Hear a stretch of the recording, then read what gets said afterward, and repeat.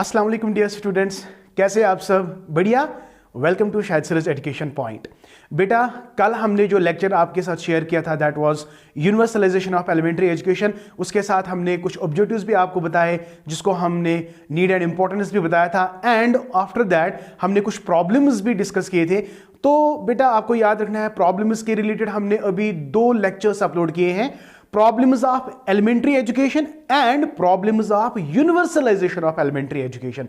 ठीक है, तो वो कल भी मैंने आपको बहुत अच्छे से डिस्कस किया और वही पॉइंट्स बेटा आप इंपॉर्टेंट पॉइंट्स याद रखोगे, and whenever you are asked to write problems of universalisation of elementary education. तो आज का जो हमारा टॉपिक है ये भी बहुत इंपॉर्टेंट टॉपिक है और इसमें भी बहुत सारे चांसेस हैं कि ये क्वेश्चन भी आपके एग्जाम में कल होगा। शॉर्ट आंसर, लॉन्ग आंसर और मीडियम आंसर, तो कहीं ना कहीं पे ये वाला क्वेश्चन जो है आएगा। ठीक है, तो just sit with your Shahid sir. And my dear, what is today's topic? Yes, today's topic is stages of universalisation of elementary education. तो हियर वी डिस्कस, तो ये यहां पे अगर हम देख सकते हैं, देखिए yes, universalization of retention, exactly ये थोड़ा बहुत, ये इतना ज़्यादा हमें नहीं लिखना है। Enrolment is, yes exactly. तो here we are my dear, this is very simple and you have to remember this. Okay, तो चलिए स्टार्ट करते हैं आज का टॉपिक। तो आज का टॉपिक क्या है बेटा? तो आज का टॉपिक, जैसा कि अभी मैंने आपको बताया, कि it is stages of universalisation of education. हम एज पर द सिलेबस चलेंगे, बहुत सारे स्टेजेस हैं, लेकिन हम यहां पे 3 इंपॉर्टेंट स्टेजेस आपके साथ डिस्कस करने वाले हैं। और पहला स्टेज जो हमारा है my dear, that is universalisation of provision. ये बिल्कुल ऐसे ही लिखना है माय डियर, इतना ही लिखना है। अगर आपके एग्जाम में आता है, पहले थोड़ा बहुत यूनिवर्सलाइजेशन ऑफ एलिमेंट्री एजुकेशन का थोड़ा बहुत कॉन्सेप्ट देना है, एज के बारे में, आर्टिकल के बारे में, जो ऑलरेडी हमने आप लोगों के साथ डिस्कस किया। और उसके बाद अगर आपसे पूछा जाता है कि कोई भी स्टेज, वैसे तो या तो ये यूनिवर्सलाइजेशन ऑफ प्रोविजन ये 1 मार्क का या 4 मार्क का क्वेश्चन आएगा, अगर ये लॉन्ग आंसर आता है तो ये सारी चीजें आपसे पूछे जाएंगे। ठीक, तो देखते हैं बेटा यूनिवर्सलाइजेशन ऑफ प्रोविजन का मतलब क्या है। वर्ड बाय वर्ड हम आपको समझाएंगे और वल्ला you will easily understand. It's not a big deal, not for me and not for you as well. Okay, so it means, देखिए प्रोविजन का मतलब क्या है? It means that an elementary school should be within an easy walking distance from the home of every child. यार इतना लिखो, बस हो गया। प्रोविजन का मतलब क्या है?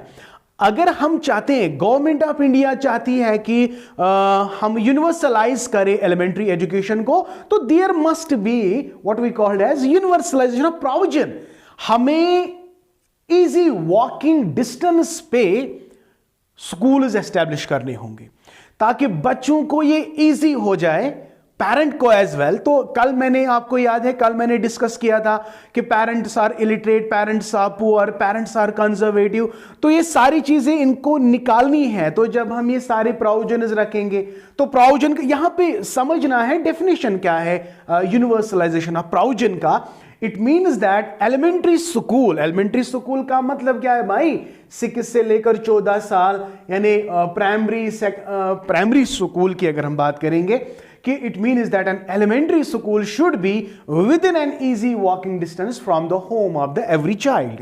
अगर हम वाकई चाहते हैं कि बच्चे यूनिवर्सलाइज हो जाए, तमाम 6 से लेकर 14 साल, तो तमाम बच्चों के लिए इजी वॉकिंग पे उनके स्कूल्स होने चाहिए। बहुत इंपॉर्टेंट पार्ट है, बहुत ही बढ़िया है, बहुत ही इंपॉर्टेंट है। इससे पेरेंट्स विलिंग हो जाएंगे, they will send their words to the school, because उनको इजी लगेगा कि भाई इजी वॉकिंग पे स्कूल है, तो पेरेंट को ये थोड़ा, है ना, बहुत सारे ऐसे पेरेंट्स हैं, वो खासकर गर्ल चाइल्ड को लेकर वो बहुत सारे परेशान होते हैं कि गर्ल को हमने बहुत दूर स्कूल भेजा, वो कब आएंगी, कब जाएंगी, तो परेशानी होती है ना पेरेंट्स को। तो जब government of India easy walking पे स्कूल्स अवेलेबल रखेगा, तो चांसेस बन जाते हैं कि वो अपने स्कूल को डेफिनेटली एनरोलमेंट करेंगे। ठीक है, and number next, further we have to open primary schools throughout the country. Yes, तो थ्रू आउट द कंट्री हमें प्राइमरी स्कूल्स को ज्यादा क्या करना है, ओपन करना है, ठीक। Although during the first 3-5 year plans primary schools have been established as so to provide a primary school within a distance of 1 mile from the home of the child, yet there are some backward and remote areas where primary schools have not yet been opened. अब अगर हम देखेंगे, अगर हम as per 3-5 year plan की बात करेंगे, primary schools को एस्टैब्लिश किया गया, ठीक है, लेकिन कुछ बैकवर्ड एरियाज थे जहां पे ये वाला प्रोविजन वाला जो यूनिवर्सलाइजेशन ऑफ प्रोविजन था कि हर किसी जगह की इजी वॉकिंग डिस्टेंस पे स्कूल्स अवेलेबल होने चाहिए, लेकिन जो रिमोट एरियाज है, बैकवर्ड एरियाज है, गवर्नमेंट वहां तक नहीं पहुंचा, तो ये प्रॉब्लम है। दैट इज वाई यूनिवर्सलाइजेशन में अभी तक सारे बच्चे जो है, जो 6 से लेकर 14 साल तक है, उनको हम यूनिवर्सलाइज नहीं कर पा रहे हैं, तो because there are geographical conditions are there, government वहां तक नहीं पहुंचती है, ठीक है, रिमोट एरियाज में। लेकिन अगर आज हम देखेंगे एवरी कॉर्नर पे गवर्नमेंट मतलब ये क्या कहते हैं कि वो कोशिश कर रही है कि हर जगह वो क्या प्राइमरी स्कूल्स को ओपन करे, but it should be noted that we have achieved the aspect of universalisation to a great extent. हाँ, बहुत हम ये नहीं कह सकते हैं कि हमने यूनिवर्सलाइज नहीं किया, नहीं, मैं कहता हूं कि 100% नहीं हुआ, क्योंकि बहुत सारे प्रॉब्लम्स हैं। हम देखो, मैंने आपको कल ही कहा था कि मोस्ट इंपॉर्टेंट प्रॉब्लम जो है पॉपुलेशन एक्सप्लोजन की वजह से, पॉपुलेशन ज़्यादा है, ज्योग्राफिकल एरिया अगर हम देखेंगे, रिमोट एरियाज है, बैकवर्ड एरियाज है, जहाँ तक गवर्नमेंट नहीं पहुँचती है, तो यार ये भी हम कहेंगे कि ये प्रॉब्लम है, बट डिफाइड इज़ द प्रॉब्लम। तो हमने बहुत ज़्यादा क्या कहते हैं कि अटेन किया है इस ऑब्जेक्टिव को, हमने यूनिवर्सलाइज एजुकेशन को किया। कम से कम अगर हम देखेंगे about 90% of the children find a school within easy walking distance that are less than 1 mile away from their home.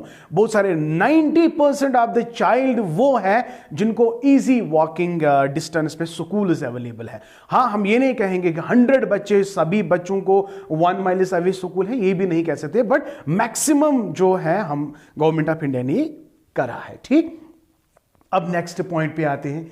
Next point जो नेक्स्ट स्टेप है, आई होप बेटा यूनिवर्सलाइजेशन ऑफ प्रोविजन आपको समझ आ गया यार, सिंपल है, easy walking distance पे schools available रखना है। तो अगर हम इजी स्कूल्स अवेलेबल रखेंगे तो पेरेंट जो है, जो जिनको कंजर्वेटिव थॉट है, ऑर्थोडॉक्स नेचर है, तो वो डेफिनेटली वो अपने गर्ल चाइल्ड को या मेल चाइल्ड को स्कूल में जाने देंगे, ठीक। अब नेक्स्ट है, जब स्कूल नजदीक होगा तो एनरोलमेंट तो बढ़ेगा, जाहिर सी बात है। तो it means the enrolment of every child of prescribed age into class first of the school through propaganda, persuasion and even penal action if necessary. देखिए भाई, universality of enrolment, by hook and crook we have to enrol each and every child. जो 6 से लेकर 14 साल तक, एक drive भी मतलब लॉन्च किया गया था कि टीचर्स को स्कूल से निकलना था कि एवरी डोर को वो नॉक करते हैं, जहां पे वो बच्चे को देखते हैं कि भाई 6 से लेकर 14 साल तक है, उनको बाई फोर्स लाते थे, वो उनको ये मैंडेटरी होता था, भाई एक्शन उनको स्कूल्स में लाया जाता कि भाई आपको अपने बच्चों को एनरोल कराना है अगर आपका स्कूल इजी डिस्टेंस पे है। तो why can't you send your what the school. तो ये मैक्सिमम बनाना है कि हर कोई बच्चा जो है वो नेसेसरी पैनल एक्शन, नेसेसरली हमें इन बच्चों को एनरोल करना है। Obviously there are 2 main points at which fresh enrollments are made at this stage, class first and class V। ठीक है, तो इसको थोड़ा डिटेल में पढ़ते हैं। देखिए भाई, 1 मिनट, हाँ, यहां तक को क्लियर हो गया कि यूनिवर्सल एनरोलमेंट अगर हम बात करेंगे तो यहां एक एक पॉइंट को थोड़ा बहुत इसमें ऐड करेंगे, ये ज्यादा नहीं पढ़ेंगे। देखो, मैं आपको बता देता हूं कि अगर आपको एनरोलमेंट इन क्लास फर्स्ट की अगर हम बात करेंगे, 2 स्टेज में अभी कहा कि मेन 2 पॉइंट्स पे फोकस करना है। एक तो क्या, हाँ, enrolment in class V, the problem of enrolment in class I which may be called initial cohorts of education system. Initial step, जब आप इनिशियल पीरियड होता है ना बच्चे का, जब इनिशियल जो एडमिशन होता था उसको पहले क्लासरूम में, तो ये बहुत ही कठिन काम होता था कि पहले बच्चों को मोटिवेट करें कि वो कैसे क्लास फर्स्ट में एनरोल हो जाए, इज ऑफ ग्रेट सिग्निफिकेंस। ये सबसे बड़ी अचीवमेंट है अगर हम बच्चे को पहली क्लास में इनिशियल पीरियड में दाखला देते हैं। In all progressive countries the initial cohort is homogeneous and consists mostly of children of the prescribed age for admission.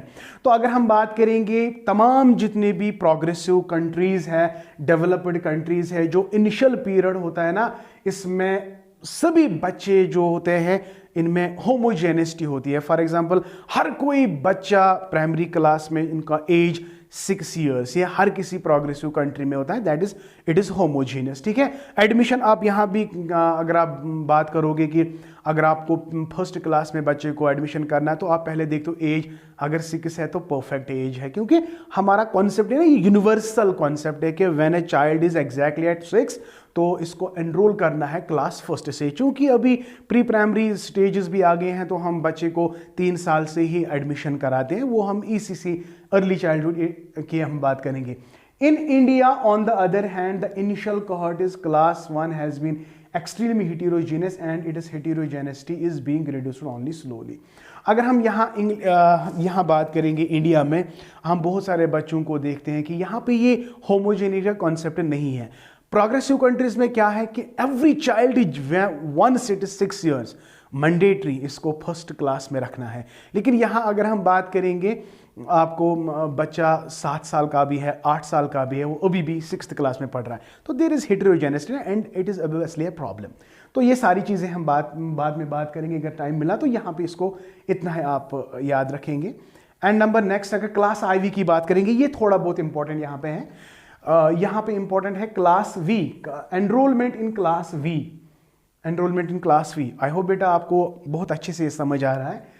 According to report of the Education Commission, the rate of transfer of pupil from class IV, which is the end of the lower primary stage, to class V, in this was 85%। अब यहाँ पे बात है कि जब बच्चा 4th class में आ जाता है, इसको अब लोअर प्राइमरी से हायर प्राइमरी में लिया जाता है, लाइक 5th एंड 6th। अगर देखेंगे इन 1964 to 66, ये डेट बहुत इंपॉर्टेंट है, it is Kothari commission date. ठीक है, तो it was 85%। So this transfer rate should be raised to 100% by the end of 5th plan. अब ये यहाँ पे आगे हम बात करेंगे वेस्टेज एंड स्टैग्नेशन की। तो बच्चा जब 4th क्लास में आता है, इसको कहाँ चढ़ना है था, 5th क्लास में, देन 6th क्लास में, right, then 7th and then 8th। ये ओनली 85% क्यों हो जाता है? तो यहाँ पे फेलियर का कॉन्सेप्ट है कि बहुत सारे बच्चे they fail to transfer from class 4th to class 5th। तो ये सारी प्रॉब्लम्स को यहाँ पे बहुत इंपॉर्टेंटली नोट डाउन करना है कि क्यों बहुत सारे कम बच्चे हैं, यानी 85%, तो 15% जो बच्चे हैं वो क्लास V को क्रॉस नहीं कर पा रहे हैं। तो ये हमारी प्रॉब्लम है, तो इस प्रॉब्लम को दूर करना है। अगर ये दूर हो गया तो हम यूनिवर्सलाइजेशन ऑफ एलिमेंट्री एजुकेशन को अचीव कर सकते हैं कि 6 से लेकर 14 साल तक जितने भी बच्चे हैं उनको बाय हुक और क्रुक 8 तक एजुकेशन कराओ। तो ये प्रॉब्लम है इसमें। अब नेक्स्ट पॉइंट अगर हम बात करेंगे, yes it is universality in retention. अब देखिए इसको भी हम थोड़ा बहुत डिफाइन करेंगे। तीसरा जो हमारा स्टेज है universalisation of elementary education, and what is that, universality in retention. देखो ये इसको मेन याद रखेंगे। इसका मतलब, रिटेंशन का मतलब क्या है, हमें बच्चे को अगर 1st, 2nd, 3rd, 4th, 5th इसको लेना है बराबर 8th तक, हाँ उसको रिटेन करना है। इसको अगर वो किसी क्लास में फेल भी हो जाता है, इसको एज ए रेनफोर्समेंट इसको मतलब दूसरे क्लास में शिफ्ट कराना है तब तक जब तक उसका क्लास 8 कंप्लीट ना हो जाता है। ठीक है, इसको हम रिटेंशन कहते हैं। बच्चे को रिटेन करो कब तक, 6 से लेकर 14 साल तक, यही है रिटेंशन। तो रिटेंशन का मतलब क्या है, it means the retention of every enrolled child. तो जिसको आपने एनरोल किया, ठीक है, in school till he reaches the prescribed age और कंप्लीट्स द प्रेस्क्राइब्ड कोर्स। यहां पे प्रेस्क्राइब्ड कोर्स है बेटा 6 से लेकर 14 साल तक, यानी बच्चा पहली क्लास से लेकर VII तक।